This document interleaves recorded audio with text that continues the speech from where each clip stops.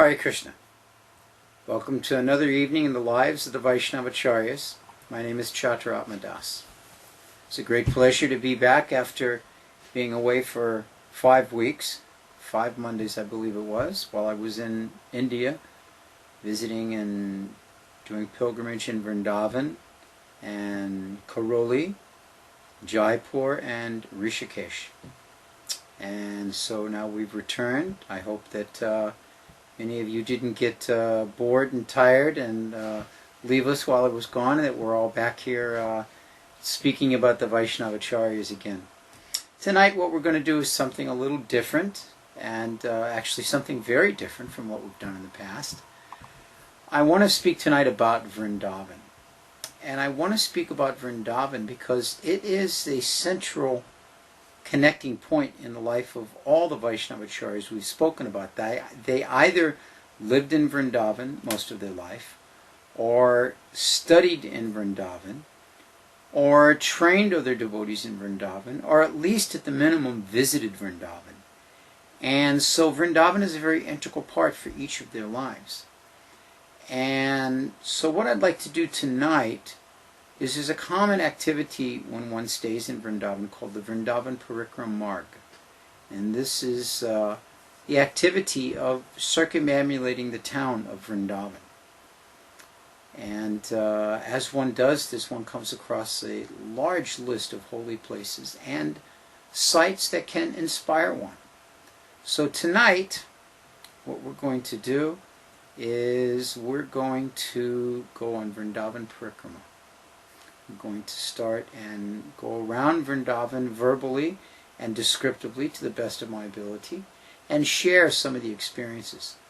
One of the nice things about Vrindavan Parikrama is that there are different times of day one can do it, of course. Many devotees, they have their morning breakfast and they go out and they go on Vrindavan Parikrama.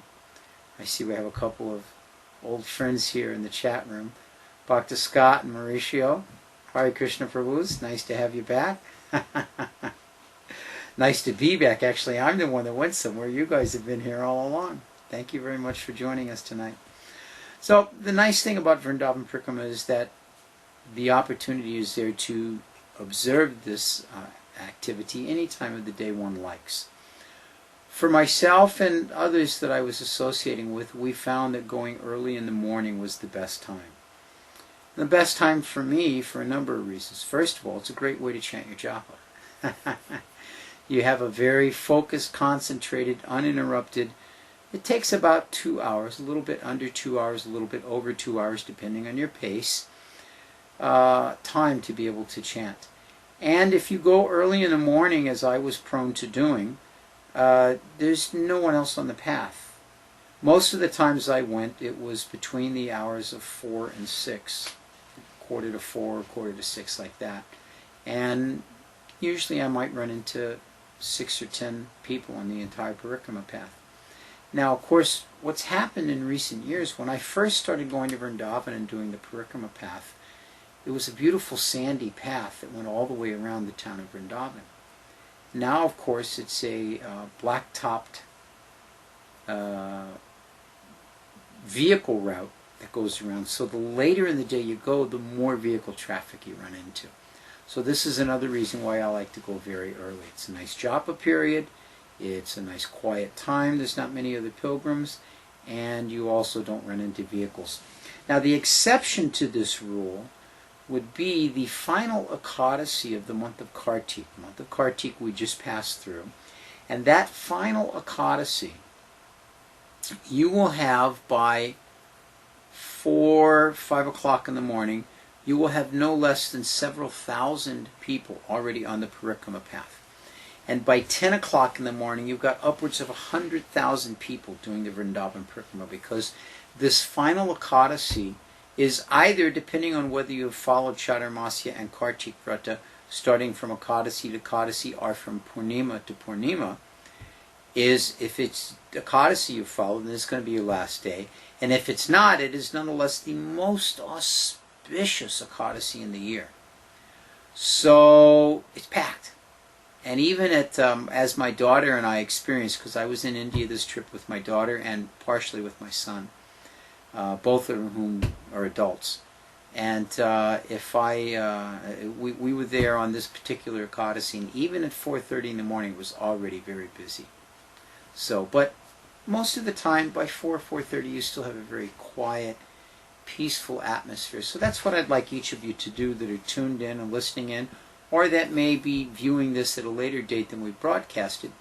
Take a moment and try within your mind, within your heart, to imagine Vrindavan as a very quiet and peaceful place, as a opportunity to rise early in the morning and fix your mind on the pre-day sounds of Vrindavan as we proceed. The starting place that we're going to begin, there are many different places one can begin Vrindavan Parikrama, and depending upon where one lives or depending upon what one's purpose is, one will start accordingly. The place that I was staying, once I came out of the property and made a left and just walked a few feet down the road, I was at the Parikrama Marg at a place called the Krishna Balaram tree. And the Krishna Balaram tree is a pair of trees that have been growing there for a very, very long time. At least for myself, as long as I've been going there since the early 70s. It's two trees that are intertwined. One is dark and one is light, and that's why it's called the Krishna Balaram tree. And devotees come and circumambulate this tree, offer their obeisances, and continue on. So this is where we're going to start. This tree is very, very beautiful. It has a small raised cement platform around it that is tiled very nicely. And pilgrims come and they pour water on the tree, or they touch the tree or embrace the tree. Many pilgrims embrace the tree and then offer obeisances. Traditionally, when one begins the Vrindavan Parikrama, from wherever one begins, one offers dandabats and prays for the blessings of Srimati Vrindadevi, the personality of Vrindavan, to please bless them on the Parikrama and allow them to have the right mood. So, starting at the Krishna Balaram tree, we'll begin our Vrindavan Parikrama. Once we go just a very short distance, on the right we will see two fields, and these are the last of the open fields of Ramanreti. Ramanreti, of course, is the place where Srila Prabhupada decided to establish the Krishna Balaram temple. And in the late 70s, the mid-70s, when Srila Prabhupada bought this land and established this temple, people in Vrindavan thought he was crazy. It was so far outside of the town of Vrindavan. No one will ever go there, they used to say. But and of course, surrounding the area were vast fields, and these were the fields of Ramanreti, where Krishna and Balaram and the cowherd boys would play in the silver sands. And I remember in the 70s, you would find peacocks in huge abundance in these fields right behind the Krishna Balaram tree. So you're walking down the Parikrama Marg, the Parikrama path, and just to your right, huge fields of beautiful silver sand and tamal trees and kadamba trees growing and peacocks profuse. And of course now there's only two small fields left, and they're brick fenced off, and everything else has been developed around there.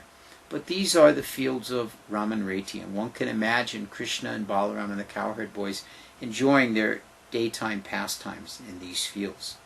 So we walk just a little bit further, and the road makes a little curve to the left, and at that curve in front of us is a large building going up. And that building is being built under the direction of His Holiness Giriraj Swami, Srila Prabhupada's disciple, who was very famous for his service to Prabhupada in Bombay. And it's a hospital. And this hospital will be there to assist and treat the residents of Vrindavan, particularly at this end of Vrindavan. The only other hospital in Vrindavan is on the Mathura road at the other end of town. So this is a building that's under construction, so we walk past that. The road curves again just slightly in the opposite direction, and there's a nice little distance down till we get to the Parikrama Marg. When we come to the Parikrama Marg, we make a right-hand turn. Now, to the left, not really very visible, and that's the whole point, are some hidden gardens. And these gardens extend back quite some distance. And these gardens are fenced off. They have high boundary walls around them. And these are the private personal gardens of many of the temples in Vrindavan. At least 2 temples I know of have property back there, and they grow there different flowers, and banana trees grow there with banana fruit, and we have papaya growing in profuse amount there. I had the good fortune with my dear friend Seisha one day of taking a shortcut through there and getting somewhat lost, but in a very blissful way, in those gardens back there. And they're very, very nicely done. Very nice. So this is just to the left. But if we make a right there, the Parikrama Marg begins. And whether we envision it as the current road that it is, or as the sandy path that it was, this is the area that the Jamuna River previously flowed on. It's a very common thing with all rivers that over the course of decades that they change the course of their flowing, and such is the case with the Jamuna over the last 5,000 years. So this current Parikrama Marg is an area that used to be the riverbank of the Jamuna. So as we go along here, we'll find many different things. Now this is the north side of the Vrindavan town, where the Parikrama Marg is going there. We go along this path, and the first thing we notice, there's 2 very, very large trees. And these 2 trees, very commonly at this hour of the morning, are filled with bats. They sleep in these trees. They're very big trees. And once the sun comes up, I guess they have somewhere else they go. I never inquired about that, but I have seen them on a number of occasions. So just shortly after this, walking through here, we come to the beginning of the boundaries of the Bhaktivedanta Goshala. Just prior to the Bhaktivedanta Goshala on the right-hand side are some very, very beautiful landscaped gardens with a multi-tiered, I think this is about 5 levels, multi-tiered waterfall, and all done in very nice river stone and landscaped and laid out very nicely. This was all built by my dear friend who lives here in Alachua, Achyuta. He did this back in the 80s, and it's a very nice landscaped garden area, very, very beautiful. And this is kept up, and it's at the far north end of the Bhaktivedanta Goshala. And the Bhaktivedanta Goshala is at an interesting place. The place itself, because this used to be the bank of the Jamuna, is called Gogat. And it's called Gogat because back in the time of Krishna, this was the place where Nanda Maharaj would go to give his cows in charity. When he had an occasion to give cows in charity, this activity was performed at Gogat. Now it mentions that at this place, and this happens to be where the Bhaktivedanta Goshala is, that at this place, if one cares for cows or gives cows in charity, it is very easy to enter into Goloka Vrindavan. So very, very nice. Very, very nice. So from here we walk a bit further, and we encounter various different buildings of personal residence and some ashrams there. And a little bit further we come to an area called Varaha Ghat. And of course Varaha Ghat, this has something to do with the pastimes of Lord Varaha. I am not clear about that. I wasn't able to find that information. It's a wonderful area because recently the Jamuna flooded just this year. And the Jamuna River has been known to flood all the way up to this area in past years too. My friend Dhruva Maharaj was telling me that one of the years that he lived in Vrindavan, they actually were jumping off the boundary walls at the Goshala and at Varaha Ghat right into the Jamuna River, which is very rare that it actually gets that deep. So at various places as we walk along this path and throughout the entire Parikrama Marg, we find that there are pumps, public pumps and fountains and water spigots that are placed here by the government, by the municipality government. And these are used by the residents for their bathing, for collecting their drinking water, for all of their needs, because many of the homes in Vrindavan do not have running water even to this day. So especially down in this particular section of Vrindavan.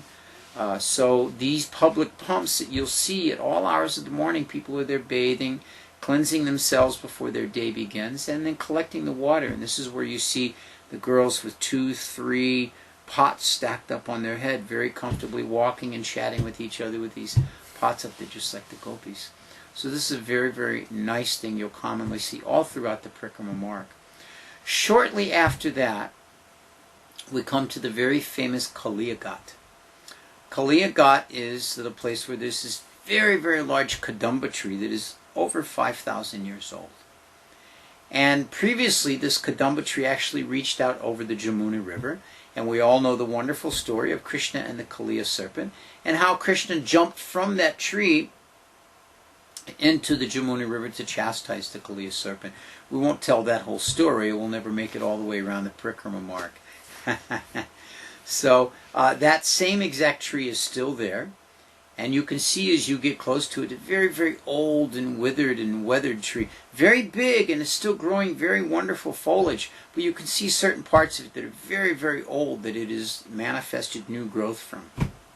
There is currently a group of devotees that are undertaking a very significant restoration project in Vrindavan of many of these different ghats, and they're currently working on Kaliya Ghat. They have propped up the sagging branch of this tree and dug down into the underground to open the ghat back up and then refill it with water so that it has the actual appearance of being a bathing ghat again. So there's one particular pujari, an old Baba that lives there and takes care of this area. So you'll see all of this right there. Now, a couple of the things that we'll see on this Parikrama path will not always be the pastimes of Krishna. For instance, right at the end of the section where Kaliya Ghat is, then just across the street we have the water purification plant that was put in by the Japanese government to purify the drainage water from the town of Vrindavan before it goes into the Jamuna. Not everyone knows this, but this was a plant that was put in at the expense of the Japanese government to help with the restoration efforts of purifying the Jamuna water, the Jamuna River. So this is also right there. If we go down a little bit further, there's a very, very wonderful restoration project going on called the Tamal Krishna Goswami Memorial Park. This is obviously being done by disciples of Tamal Krishna Maharaj, and they're refurbishing some of the ghat steps that are there, and the different little mandaps that are there, and planting some trees along there like that. So it's being very widely worked up. This is going on in a lot of places in Vrindavan along the Parikrama marg. There's restoration efforts like that. Just a little bit further down, and we come to a very, very wonderful place. This is the Madan Mohan Temple. Madan Mohan Temple has several aspects right there. After Krishna chastised the Kaliya serpent, when he came out of the water, he was a bit cold. So he climbed to the top of the hill that the Madan Mohan Temple is on, and 12 suns appeared in the sky to warm his transcendental body. So this place is called Surya Ghat. This is the place where Surya appeared, and it's at the top of this steps up to the Madan Mohan Temple. Now, in previous times, and in previous times related to my life, when I first started going to Vrindavan, this was a very run down and very neglected area. But the Indian government, the proper parliamentary government, has decided this is a place of heritage, a pilgrimage heritage. And so they have put significant money into complete restoration of the Madan Mohan Temple, including landscaping and redoing the steps and tuck pointing all the brick walls. So everything has a very, very... And in addition, to put up fencing and cow gates to keep the cows and pigs and other animals from getting in and destroying the gardens that are there. So it's a very, very nice effort. So this is the place of the temple of Madan Mohan, the deity of Sanatana Goswami. This is also the samadhi of Sanatana Goswami. His samadhi residence is, samadhi mandir is there. And then, as I mentioned, this is Surya Ghat. So all three of these things are combined there. If we go a little bit further past the Madan Mohan temple, we come to what's called Advaita Vat. Advaita Vat is the place where Advaitacharya, when he visited Vrindavan, discovered the deity of Madan Mohan. You'll remember the deity of Madan Mohan was established by Brajanab, the grandson of Krishna, and when many of these deities were established, they were hidden at the time of the Muslim attacks.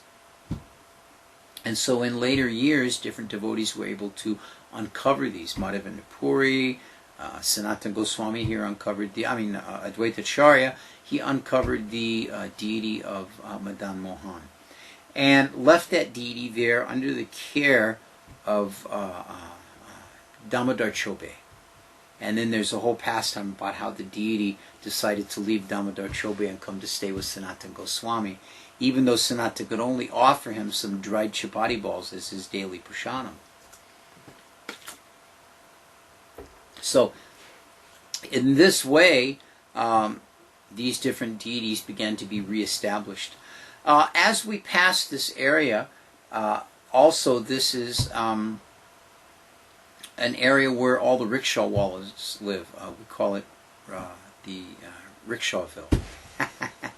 Many of the residents of Vrindavan that drive a rickshaw for a living have their residence down in this particular area. If you go there at this hour of the morning, you'll see all the rickshaws lined up outside their houses.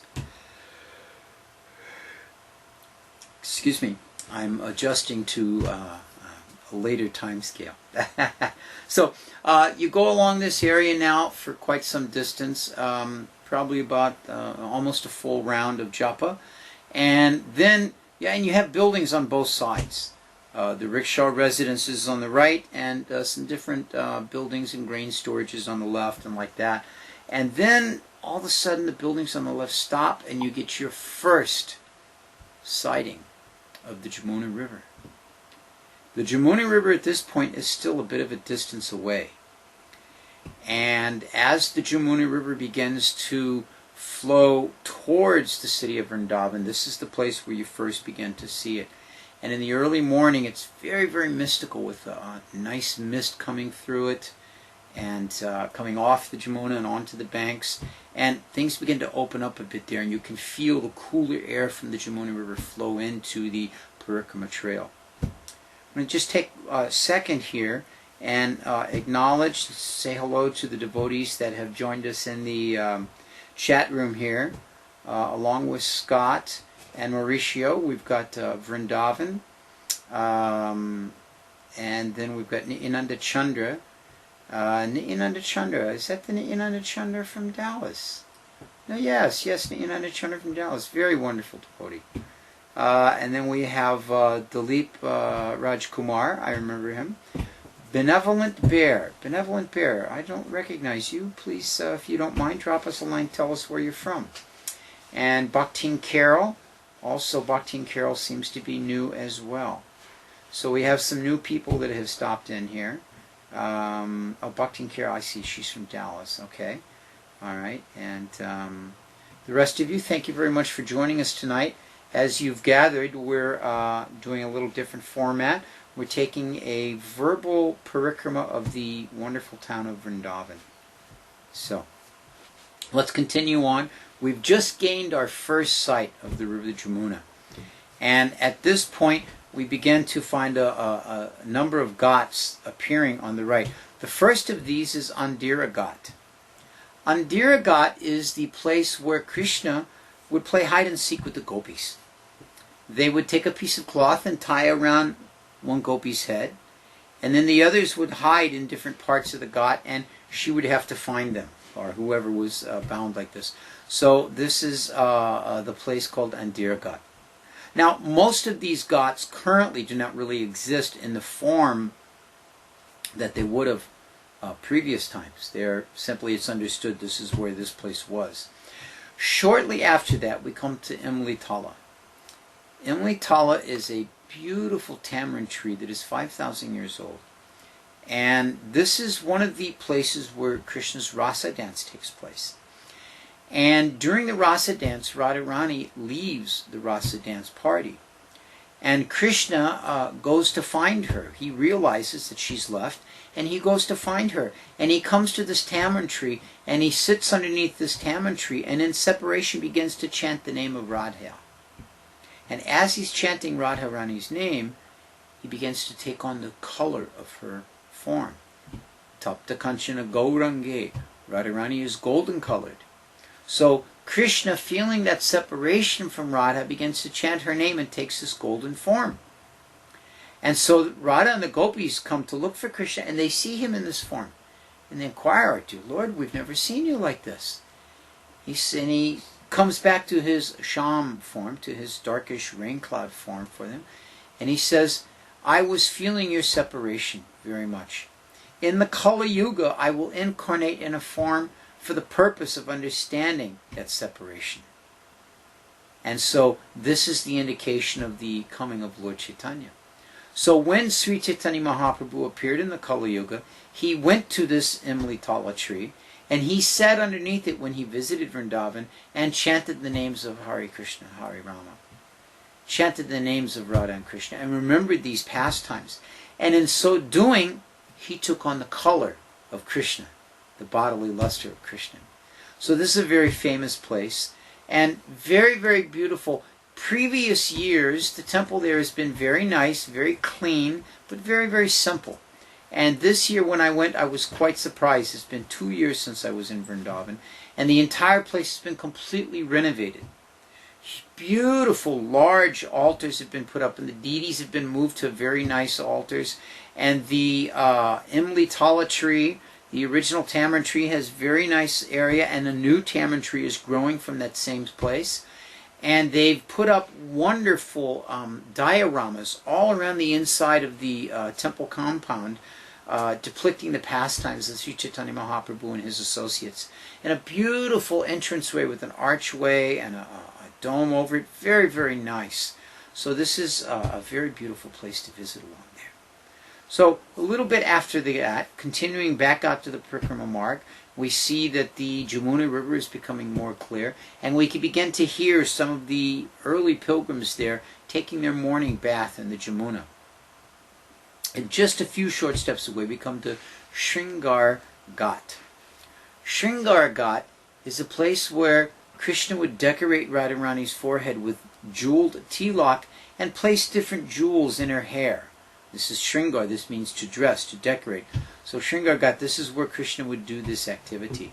And this is also a place where when when Nityananda visited Vrindavan, before he met Sri Chaitanya Mahaprabhu in Navadvip, when he had left home and then was traveling like this, when he came to Vrindavan, he rested at this place and began to take up the mood of Lord Balaram. So this all took place at the Shringar Ghat. So continuing on, a little bit further down there, we have what's called Chiragat. Now this Chiragat is the place where Krishna rested after he killed the Keshi demon. The Keshi demon we'll talk about a little bit later. That's a couple of ghats down. But after he killed the Keshi demon, he rested at this place. Now there's another Chiragat, which is the place where Krishna stole the gopis' clothes. That's not to be confused with this one. Although at this place they do have a tree with the deity of Krishna and cloth there, and many pilgrims come and tie cloth there. This is not the actual place where Krishna stole the gopis' clothes. It's a place where he rested after killing the Keshi demon. And this is also a place where Sri Chaitanya Mahaprabhu rested when he was doing Vrindavan Parikrama as well. Now, along this particular section of the Parikrama path, there are 4 or 5 different places where one can cut off to the right and take side streets that will bring one into the town of Vrindavan. At these places, one can slip into these side paths and visit the temples of the Goswamis, because the majority of the Goswami temples are in this area. We've already spoken of Madan Mohan, which was back up the path a bit.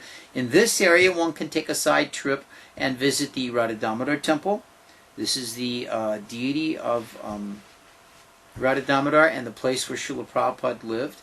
One can also visit the Radha Shamsundar temple. This is just around the corner from there.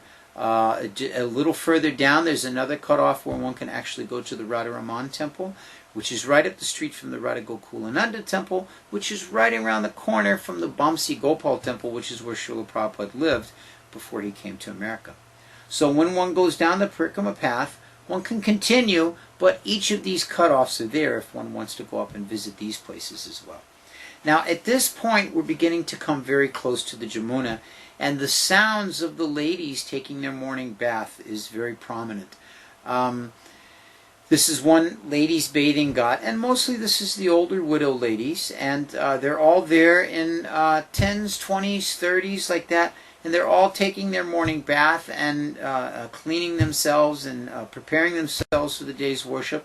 And just before there, on the right-hand side, is a Shiva temple, a small Shiva temple.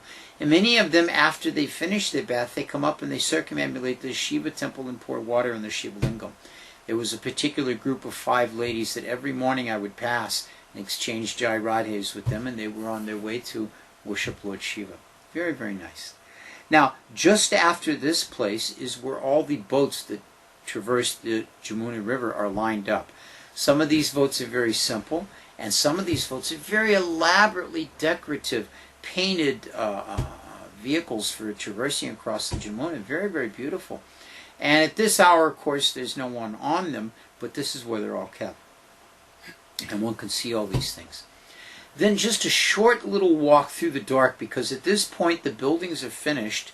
Keshi Ghat is just about to begin, but there's a distance between there which is all dark. And it's a very quiet and peaceful area. There's no lighting. One has to have a flashlight if you're in the early morning. And then we begin the Keshi Ghat complex. The Keshi Ghat complex extends for quite some distance, and these were in their time grand palaces that were lived in by kings and businessmen right on the bank of the Jamuna. The Keshi Ghat is the only ghat that is still touched by the waters of the Jamuna River regularly. Sometimes the Jamuna will flood to some of these others, but the Keshi Ghat is the only one that still has water there all the time. And the water moves very swiftly. And there are different walkways up and into different parts of the Keshi Ghat complex and some of the residences there. And then there's a section that opens up with steps down into the Jamuna. And at this place one can stop, and there's quite a lengthy area. One can walk back and forth and chant rounds. This place, as the sun begins to rise, I spent a couple of mornings stopping my parikrama there and chanting my japa there. And at that time of the morning, once the sun comes up, it becomes proliferated with monkeys. So many monkeys. And as many of you may know, the monkeys of Vrindavana are very mischievous.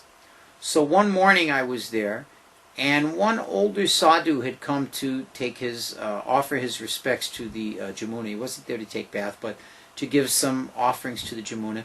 And as he was walking down the stairs come, the side wall of the stair comes closer and closer to head height. And there was a monkey perched there. And this monkey perched out and grabbed the sadhu's glasses. And monkeys are famous for this. And what they do is when they get your glasses, they demand some kind of food in exchange before they give the glasses back. But what happened was that the monkey had a baby monkey on its belly. And as it grabbed the glasses, 3 or 4 of us saw it and screamed and yelled and, raised our hands, hollering. And the monkey got scared, and the baby got particularly scared and fell off the mother's belly and fell into the Jamuna. Now, it's a banks there, so it quickly got itself back out. But this completely scared the mother, who scampered down to save the baby, and they both went off. So at this point, we all just assumed that, we ran down a bit to find that particular monkey, and it had no glasses. So everyone just assumed that the glasses had fallen into the Jamuna, and that was the end of it. But I thought, wait, I didn't see them fall. And I leaned over the edge of the steps there, and you could see there was a little ledge, and the glasses had gotten caught on that ledge. So I was able to get those glasses, return them to the sadhu, and the sadhu blessed me and put his hand on my head very thankfully. So these are some of the pastimes that Keshi Ghat these days. In previous times, Keshi Ghat was the famous place where the Keshi demon came to disturb all of Vrindavan, and Krishna chastised him very severely by putting his hand into his mouth and controlling him, just like one puts a bridle into the mouth of a horse to control them. So this is a very, very nice place. And just at the end of the Keshi Ghat, before you turn back up to the Prikram path, there's a beautiful deity of Jamuna Devi. And pilgrims come every day, and they begin to worship, they begin their day by worshiping Jamuna Devi in this way, and offering their respects to her before starting off their day. Let's take a break here and take a look at our chat room and see what's going on here. Vrindavan's pointing out he's been to Keshi Ghat and bathed there. That's very wonderful. Scott Prabhu, have you had the opportunity? I see you're also mentioning going there. Benevolent Bear is from California, and we've got some nice pastimes going on here. Brajbasi Seva, yes. Well, we're going to let you all continue. Scott, you've got to come to Vrindavan next time we go. Yes, Manjesh also. Everyone should make a trip to Vrindavan once in their life. And the opportunity is easily available. And going to Vrindavan will give such a deep realization to your understanding of Krishna consciousness. This is a very important thing to do. So, we'll continue on here. Now, after the Jamuna Devi, one makes a right-hand turn and cuts back up into the main part of the Parikrama Marg. And there's a very, very large tree that's very old and has a very, very low branch. And one is required to duck underneath that branch to actually make it through there.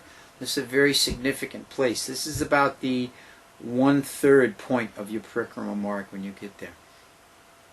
So, at this point, you make a left and you cross over a small roadway, which is the last opportunity to cut into the main downtown portion of Vrindavan. This would be the area where one would find the Radharaman temple and like that. The next thing is that one starts back up on the Parikrama Marg near the Jamuna River, and you begin what's known as the east side of Vrindavan. Excuse me.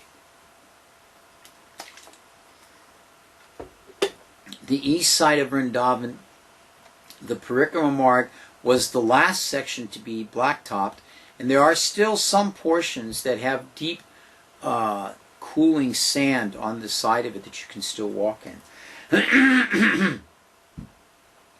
Along this area, everything becomes very quiet. The temperature becomes a bit cooler because what you're basically walking into now is just the Jamuna River banks. The distance between the Jamuna River and the Parikrama Marg begins to get much wider, and this is the floodplain of the Jamuna, and this is much of the agricultural land for Vrindavan. There are not very many buildings alongside here. It's very open with agricultural fields on to the left side, and to the right side, very little is there. A few buildings here and there. And there's a bit of public lighting, street lighting put up by the municipal government, but mostly it's a very quiet, peaceful, and cool part of the Parikrama path. This is the east side of Vrindavan. So going along this area, this is actually, you go a bit further down, and it becomes what's known as the last section where you can cut in.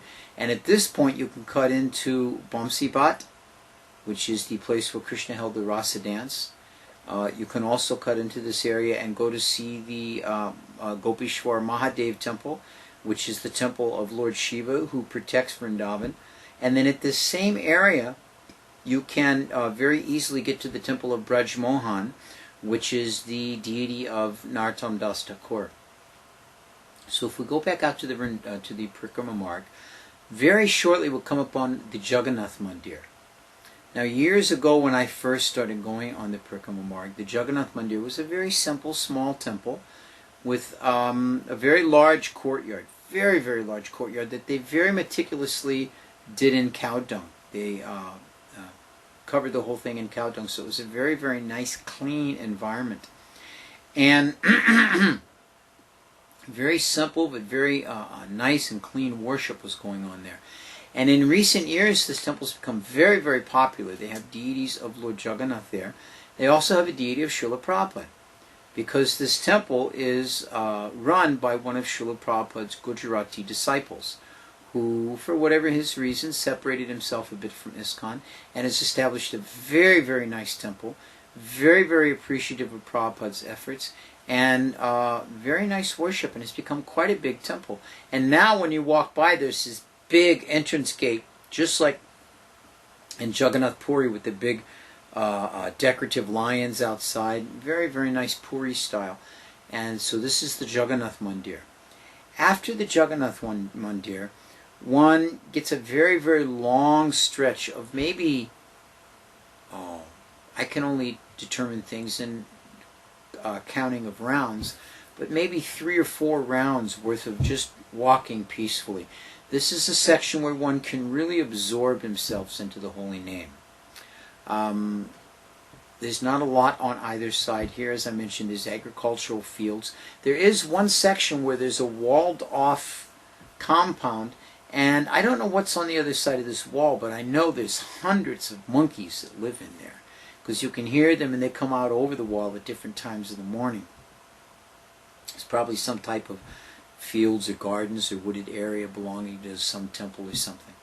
Now, just a little bit distance after that, on the right-hand side, we have what's called the Govardhan Zoo, which is an interesting thing that's appeared in Vrindavan in recent years. This was only started there in about the 80s. There's you go to the left and walk through walk over a bridge, which goes over what is meant to be a very large canal of water. And I have seen water in there on a couple of occasions, but usually it doesn't have any water. And then you go to the other side of this bridge, and there's this huge pile of Govardhan Shilas. They've been brought from Govardhan, very, very large ones, and placed here. And the resident pujari that lives there worships these Govardhan Shilas in a very nice way. Pilgrims come and circumambulate the Govardhan Shilas there in case they're not able to get to Govardhan. And then there's a zoo there. There's a large compound that has many spotted she-deer. It has large numbers of white rabbits. There are some antelope there. It's very, very amazing. I don't know who started and how it got started. There's a number of peacocks, and they're all in very large, pinned-in areas, but quite sufficient for them to run about. So this is the Govardhan Zoo. I'm sure there must be a proper name for it, but that's all anybody knows it by, is the Govardhan Zoo. So we continue back out on the Parikrama Marg, and if we walk across the path a little bit further, then we come to this one old Baba that has a small temple there where he worships Govardhan Shila. Now this is a bit from the Govardhan Zoo, so it's not a part of that. And it's a small little temple, maybe the size of one's bedroom. And there's a Govardhan Shila. Excuse me, my apologies. There's a nice Govardhan Shila there. And this very old sadhu who wears nothing but a simple loincloth, long beard and a big pile of hair on his head, and does very nice worship for this Govardhan Shila. Now if we continue a little bit further, on the right-hand side of the Parikrama path, we'll notice a canvas tent, maybe like a regulation army tent. But this tent has all kinds of thorn branches laid across the top of it. And I came to find out the reason is this keeps the monkeys off the tent and any other kind of birds from lighting on it, because they don't like the thorny branches. And inside this tent lives one old sadhu. And he has nothing except what he owns inside this tent. And if you go by there, you'll hear him in there with his little pair of offbeat kartals chanting the Hare Krishna mantra at 4 o'clock in the morning, 5 o'clock in the morning, 6 o'clock in the morning. I've been by it all 3 of those times, and he's in there all that time chanting. Very, very nice man. I've never met him. I've just heard him. So at any rate, this is part of the east side there. We continue down on the Parikrama Marg. As I mentioned, this is the area where we can really absorb ourselves in the holy name. Because, of course, the whole purpose of going to Vrindavan is to increase our remembrance of Krishna. And the Parikrama Marg is a very nice opportunity, especially in this section, because there's nothing going on. There's no distractions. You can hear off in the distance the sound of tractors beginning their morning activities, and you can hear some buffalo and some cows from the different goshalas along the way, and see the mischievous monkeys. But there's no buildings to speak of along here, and it's a very nice area to really get into one's japa. Now, after some time like this, we do start to see a few buildings, and one of these buildings is called Panigat. Panigat is the place on the banks of the Jamuna where the crossing was for Durvasa Muni's ashram. Durvasa Muni lived across the Jamuna on the other side. And so the gopis would go there to render service to Durvasa Muni because he's a very great sadhu, and of course they wanted to serve him. So when they went, they have to figure out how to get across the Jamuna. So they had been told by Purnamasi, when you go there, you say that Krishna is the strictest brahmachari. So they said this. And upon saying this, the Jamuna River parted.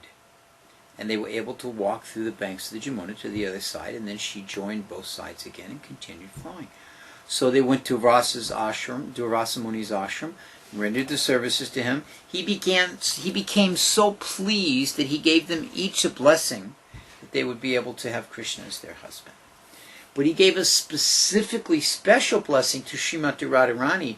He was so pleased by her service that he blessed her that anything she cooked would be just like nectar, and that whoever ate that would live a very long life and be free from any disease. So this became very well known that she had this blessing, and for this reason Mother Jasoda would call her personally to cook every day for Krishna. So this is a very nice time. So once Durvasa blessed them and it was time to go, they said, but how do we get back across the Jamuna River?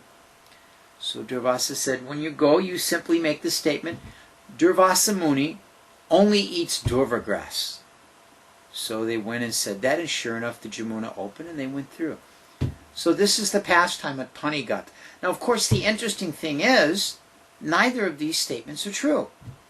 They've just fed Durvasa Muni this huge feast, and we know that Krishna converts very freely with the gopis. So how is he the strictest of brahmacharis, and how does Durvasa Muni only eat durva grass? So at any rate, I don't know the depth of this pastime. It has a very esoteric meaning, I'm sure. But this is the place that this pastime takes place. It's called Panigat. So we continue down on the east side of Vrindavan. And I had the experience one of the mornings when I was going there. As I mentioned, this is a very remote area, and there's nothing but a few municipal streetlights. So one day when I went there, the entire eastern half of Vrindavan town was without electricity. Now, of course, at that hour in the morning, how do you know? But usually there's something. But the entire eastern side of Vrindavan was out of electricity that day. And there was a particularly thick fog rolling in off the Jamuna. So much so that even with a flashlight, I could barely see 5 or 6 feet in front of me. It was a very mystical experience going through the Parikrama Marg in this deep fog like this, and hearing, being able to chant, and then hearing the different sounds of Vrindavan surrounding you. Very, very nice. So next we come to the Mathura cutoff. This is a place, it's a junction where we begin to go now to the south side. And as we come to the south side, you can either continue straight, and then this path takes you on the Parikram that goes all the way around Mathura, or you can make a right if you're only doing the Vrindavan Parikram. So we're only doing the Vrindavan Parikram today, so we're going to make a right-hand turn. Now just a very, very short distance, not even a half a block after you make that right, there's a building on the left. Well, it's hardly a building. It's 4 brick pillars with a roof. And it's not very well kept up. But this is the site. It's called the Adi Badri Ghat. This is the place where Srila Vyasadeva sat when he wrote the 10th canto of the Srimad Bhagavatam. So pilgrims always circumambulate this place when they come by there. Now at this point we begin a slow and steady rise out of the valley of the floodplain of the Jamuna up into Vrindavan town. And the Parikrama path has a very steady incline to it. This is also a point to where buildings start to come in more along the roadside. There's different temples, there's different little shops, there's different ashrams, and these all begin to now crowd back up onto the roadside of the Parikrama Marg. And you'll see cows coming out of different residences. There's a couple of nice goshalas along there. And in this way, one begins to have the feel of getting back into the town of Vrindavan after having spent, probably a half an hour walking through what would be the agricultural fields with very little buildings around. Now one gets back into this main section. And after some time of walking like this, then we come to what's known as the Mathura Road. And this is the main road that runs through Vrindavan and connects Mathura and Vrindavan together. Now, just before the Mathura Road on the right-hand side is an interesting little, I hardly use the word building, but there has been a Govardhan Shila at that spot for many, many, many, many years. And previously, that Govardhan Shila, which is quite large, almost the size of a small car, maybe not that big, anyway, it's a very big Govardhan Shila, had been just out in the open. And one of Srila Prabhupada's disciples, I believe his name is Ramanath or Radhakanta, I can't remember his name, it's on a little plaque right there. He built a small little marble altar house. And it's maybe the size of a regular desk in your office or your home. And it's a little bit taller than a person is height. And the front of it's open, and there's a little arrangement where you can pour milk on this Govardhan Shila, and a little pipe comes out into a little container where you can get the Charnamrita out. So devotees always stop and they circumambulate this. And you have to be very skinny because it's built right up against the side wall where the boundary is for the Parikrama mark. And it's a tight squeeze. It's a tight squeeze. So we go around there, and then we cross the Mathura Road. And once we step into the Mathura Road, even at that hour of the morning, the traffic between Mathura and Vrindavan has already started up. Buses and auto rickshaws taking people into Mathura. So in this way, the energy is beginning to build up in the city of Vrindavan itself as we begin to finish our Parikrama mark. Now, after we cross that road, just a few buildings down is the Shiva temple. And this Shiva temple has one sadhu that every morning I went by was sitting there and reading from some shastra. I don't know what shastra it is. But every morning in front of this Shiva lingam, I would see him reading there like this. And so this is just on that section there. Now, we go a little bit further, and the road widens out and makes a turn to the left and then a jog back to the right. And in that left-hand corner is one of these public pumps, which I mentioned. And every morning I would see the same sadhu there taking his morning bath like that. He had a very long beard and a big pile of hair on his head, what's called a jat. Actually, coincidentally, this was the name for Radharani's so-called mother-in-law, Jatila. Jatila was called Jatila because she had very long matted hair which was all piled up on top of her head. That's called the Jati. That's why they sometimes refer to them as Jati Sannyasi. So, at any rate, just a little side thing there. So, and at this place also, if you go later in the morning when the sun's well up, this place is overrun with hundreds upon hundreds of monkeys. And this particular kind of monkey is very, very mischievous. Very, very mischievous. So, we continue down this way, and on the right-hand side is a very remarkable temple that has been finished in the last 4 or 5 years. And this particular temple is built in a kind of a combination of Vrindavan and Thai, as in Thailand. And it's a very interesting temple. I haven't had the opportunity to go in it, but the structure is very unique to Vrindavan. You won't see another temple in Vrindavan like this. So we continue down this road for some time, and we come to the Vrindavan Railroad crossing. Cross over the railroad tracks, and just to the left is a very, very beautiful Radha Krishna temple. Now, I've been doing this Vrindavan Parikrama mark since the 80s, and, well, since the 70s. But in the 80s, there was a small little hall on the left there that had these most beautiful and exquisite marble Radha Krishna deities in it. Very, very simple little small building, and I would always stop and offer obeisances. And then I noticed in the late 80s, that this building was slightly bigger. Then when I went in 2001, it was a very large hall with the deities at the end. And when I went just this year, these deities have this huge, beautiful temple. Very, very elaborate worship and a very beautiful marble structure. So, very, very nice deities. Apparently, they're very well cared for and everyone likes them. Got a question coming through here. Let's take a quick look here. Can you give us the most numbers in any BBT book with a description of how all these places are revealed to the common man in Kali Yuga? Page numbers in any. Wow, Dilip Raj Kumar has asked a question about if I can give page numbers in BBT books where there's a description of these places. I cannot give page numbers, but I can tell you that these types of descriptions would be in the Chaitanya Charitamrita in some sections. But mostly these books are in the books of the Goswamis. In different descriptions of Vrindavan. The Bhakti Ratnakar has a very elaborate description of the different holy places in Vrindavan. I don't know of any particular BBT book where these descriptions are given. That would be something I'm just not familiar with. Chaturama would know. Yeah, back up to your earlier statement in that regards, Dilip, it is a fact that Lord Chaitanya did instruct the Goswamis to write about these and uncover these places. This is specifically their reason for coming.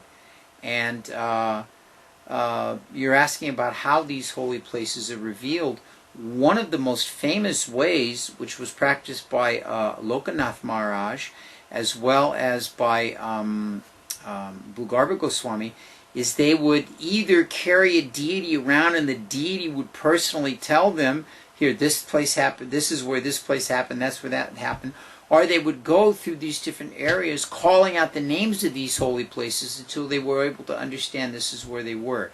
These pastimes are discovered in the Bhakti Ratnakar, for one, about the devotees experiencing the holy places in this way. Very, very remarkable. Very, very remarkable. We have to remember that all these holy places, just like the places we're walking by on our transcendental Vrindavan Parikrama, these are all personalities in their own right. These are not just places where there's earth and mud there, but these are transcendental personalities who are there servicing and engaging and facilitating the pastimes of the Lord. And so they can reveal themselves to the devotees. This is certainly quite possible to be done. So, back to our parikrama. We're closing in on the end of the parikrama marg here. We have just passed this Radha Krishna temple, and then we go for about another round's worth of walking, and the parikrama marg takes a turn to the right, and we begin to walk on the west side, of the parikrama marg. And a short distance down, and we come to a road that if we take it to the left, this is the cutoff that would go down to the Sandipani Muni school. This is a school started by Rupa Raghunath of the Vrindavan Food for Life. And he has established the school with great, great success for educating the poor and underprivileged children of Vrindavan. The last count, I think they have 700 students in their school. Very, very professionally organized. First-class teachers, a lot of support comes from all over the world for his educational efforts there. Very, very nice program. Very nice program. So if we pass that, we continue on, and this is the home stretch, as they say. It's a very nice section of road. And just a short distance before we come to the cross of the Bhaktivedanta Marg, there's a well on the right-hand side.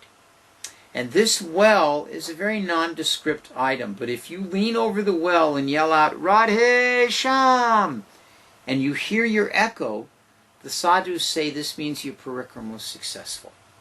So everyone always, when they walk by this place, leans over and chants Radhe Sham into this well.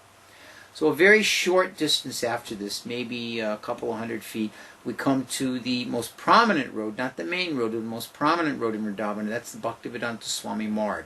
This is the road that runs into the heart of Vrindavan and particularly runs past the Krishna Balaram Mandir, which is just a few short steps down from the Parikrama Marg where it crosses here. And this has become, as I mentioned in the beginning, when Srila Prabhupada built this temple out here, everyone in Vrindavan thought he was crazy because no one would ever go. And now this is one of the, good or bad, one of the most congested areas of all of Vrindavan.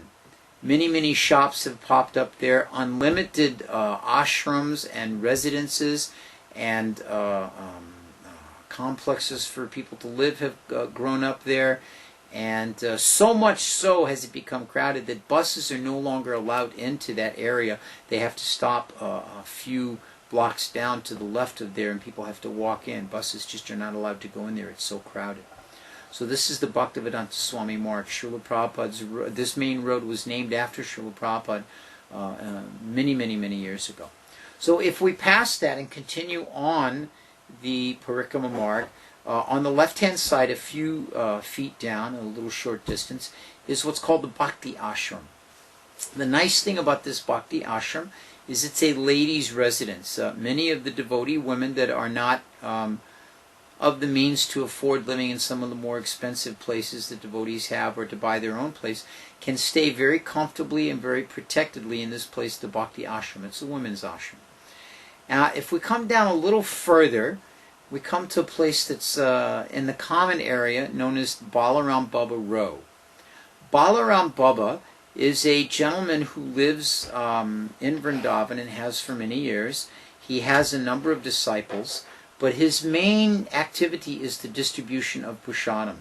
3 days a week he distributes prasadam to an unlimited number of sadhus.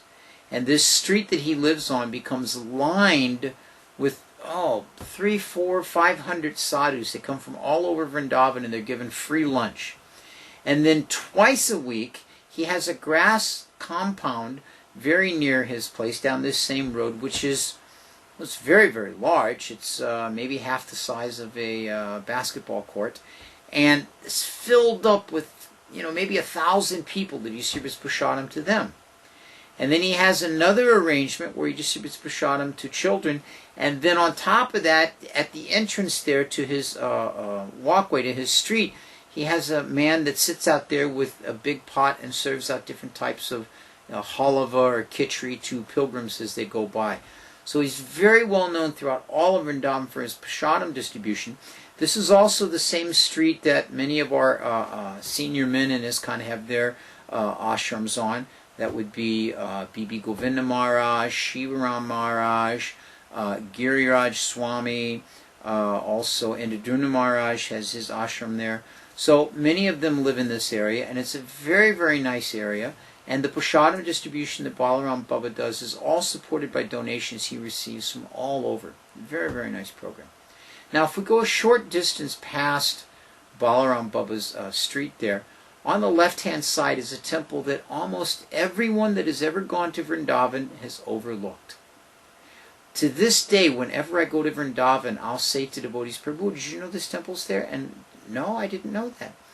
It's a small temple run by some widow ladies. And inside this temple are without a doubt some of the most beautiful Gaurnitai deities you'll ever see in your life. They're neemwood deities with their hands extended out in front of them.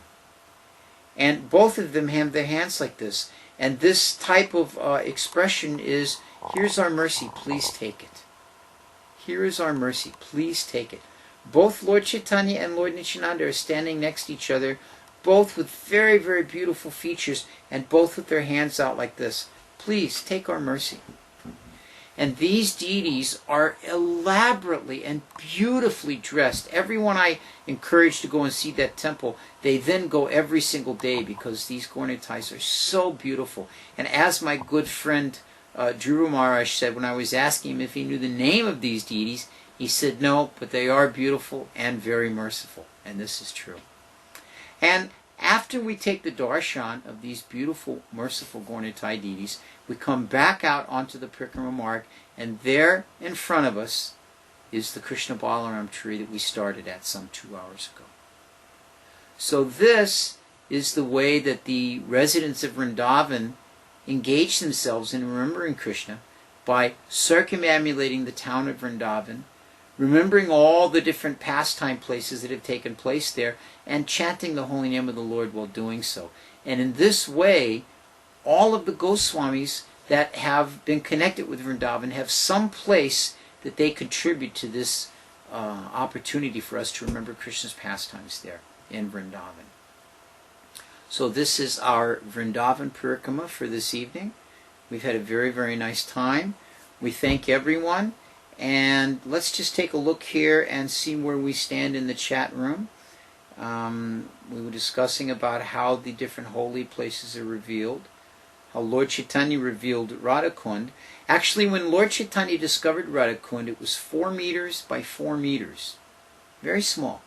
Very small. 2 little puddles practically next to each other.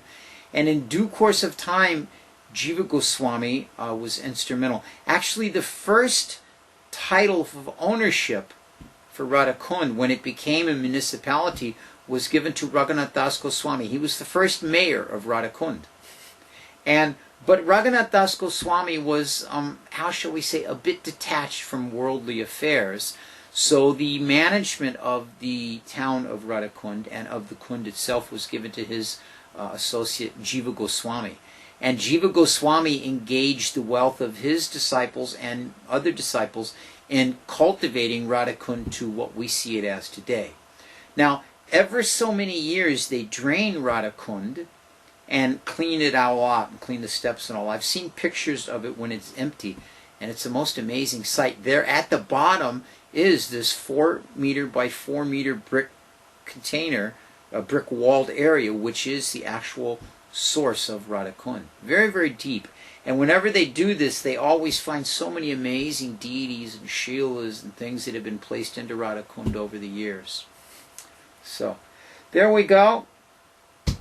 Scott, Mauricio, Dilip, Vrindavan, Nityananda Prabhu, Benevolent Bear, we appreciate you all joining us tonight. Very nice to have you with us. We've had a wonderful evening of doing Vrindavan Parikrama, and now Jagat Karta has just popped into our chat room here, and Jagat Karta is an old godbrother of mine from St. Louis, who I haven't seen in many, many years. Hare Krishna, Jagat Karta. Okay, so we're going to finish here this evening. I want to thank all of you for joining in.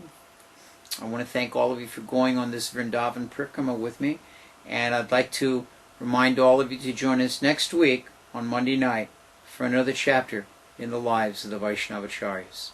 Hare Krishna.